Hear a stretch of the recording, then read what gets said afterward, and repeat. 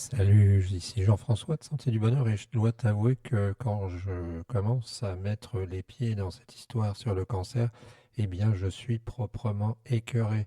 Écœuré et je te mets un sujet à vraiment aller voir, un sur Toxin qui parle pendant quelques dizaines de minutes d'une médecin qui donne son avis sur ce qui me semblait depuis longtemps être un scandale caché, qui est cette loi sur la fin de vie. Pourquoi? Eh bien parce qu'on nous présente, à nous tous, les Français, les gens normaux, quelque chose qui serait de l'ordre de la logique et de l'humanité et qui consisterait dans un système qui ne le permet pas, de permettre à nos grands malades de disparaître s'ils en ont envie. Alors tu remarqueras qu'on ne dit jamais le mot mourir, on dit le mot partir, comme si quand on partait, on allait quand même quelque part. Là, on ne sait même pas si on va quelque part. Et en fait, ce dont on s'aperçoit, et j'avais cette sensation, parce que je me trompe rarement, hein, chez nous, mes grands-parents étaient paysans, hein, ils négociaient des vaches parfois, ils avaient un bon sens de la vision globale, hein, quand ils vendaient une bête, c'est pour savoir si elle était en état. Et je pense que j'ai hérité de cette sorte de sixième sens, j'en tire aucune gloire, qui consiste à voir les fois où on nous enfume. Et avec la fin de vie, ça faisait pas mal de temps que je voulais faire un sujet.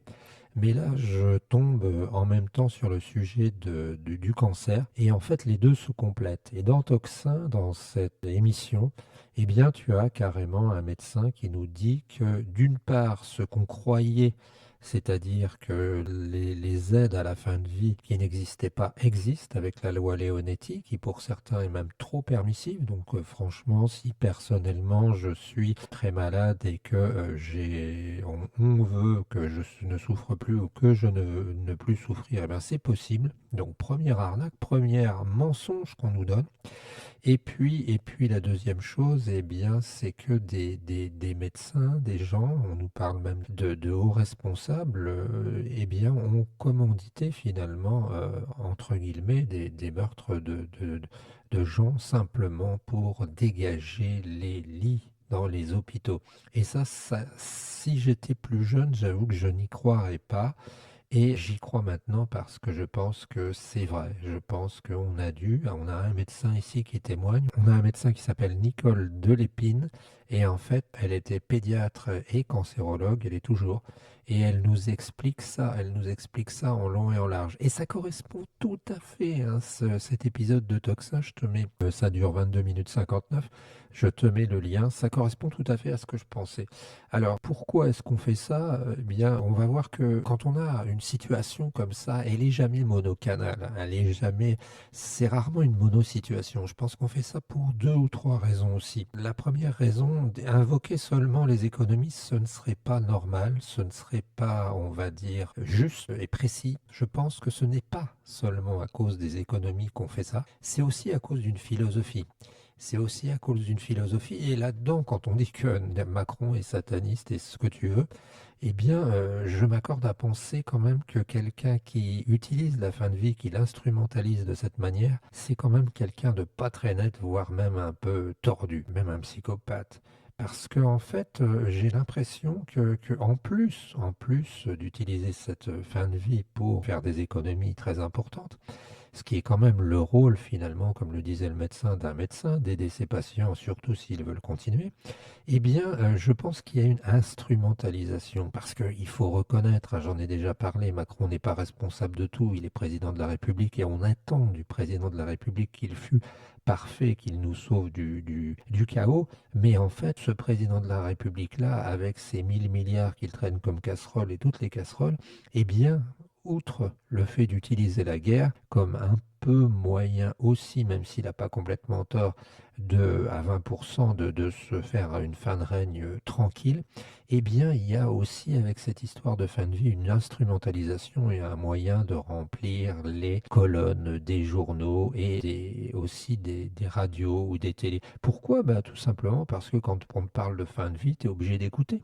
Quelqu'un va te dire, oui, je suis pas d'accord, la fin de vie c'est de l'instrumentalisation. On va te dire, mais On va te regarder avec cet œil absolument, tu sais, qu'ils ont travaillé dans le miroir, qui consiste à dire mais oui, mais non, je ne suis pas d'accord avec vous, vous ne pouvez pas laisser tous ces gens sur le bord du chemin souffrir, et on va te montrer quelqu'un qui souffre, etc.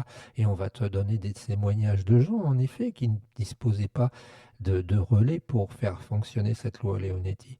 Mais elle existe. Donc c'est vraiment, tu vois, je ne suis pas satanique du tout, je ne suis pas sur ces principes-là, je ne suis pas à croire au satanisme, mais si vraiment il y avait des gens tordus et pervers et des psychopathes, eh bien je pense que ces gens-là en feraient partie, hein. On nous parle de Philippe, on nous parle de l'ancien ministre de la Santé, mais je veux bien croire. Et ce que dit cette dame, écoute bien, il paraît tout à fait véridique, au sens où elle nous explique clairement qu'il y a une sorte d'intimidation qu'on connaît dans d'autres services pas forcément dans le public, mais pas forcément dans la santé.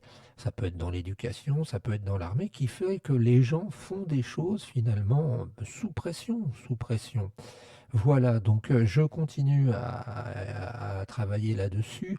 Écoute vraiment Clémence Oudiakova et essaie de comprendre ça parce que là, alors on va me dire oui, Oudiakova, ça sort russe ou je sais pas quoi, c'est de la propagande anti, etc.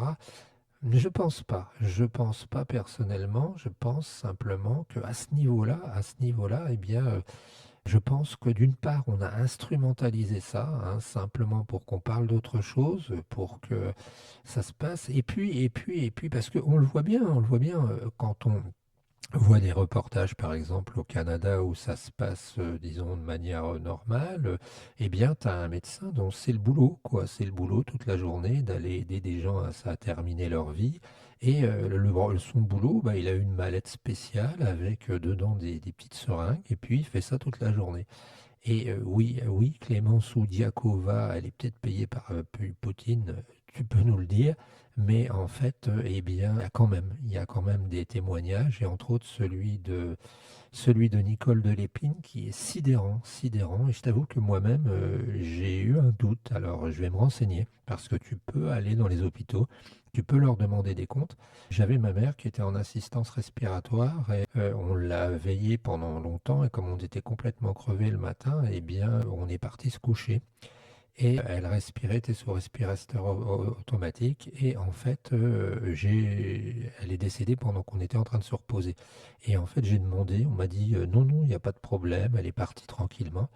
Et je vais me renseigner. Je vais me renseigner parce que j'ai besoin d'avoir des explications sur ce qui s'est passé. Et je pense que ça peut être grave.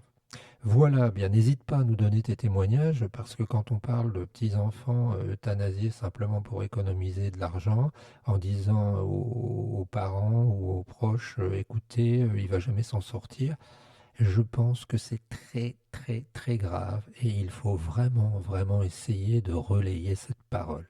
Voilà, on se retrouve très bientôt. C'était Jean-François de Sentier du Bonheur. N'hésite pas surtout à commenter plus que t'abonner. Abonne-toi pour nous aider à être plus présent sur Internet, mais surtout à commenter pour nous donner des infos et puis qu'on continue à relayer ces cas surprenants. Voilà, c'était Jean-François de Sentier du Bonheur.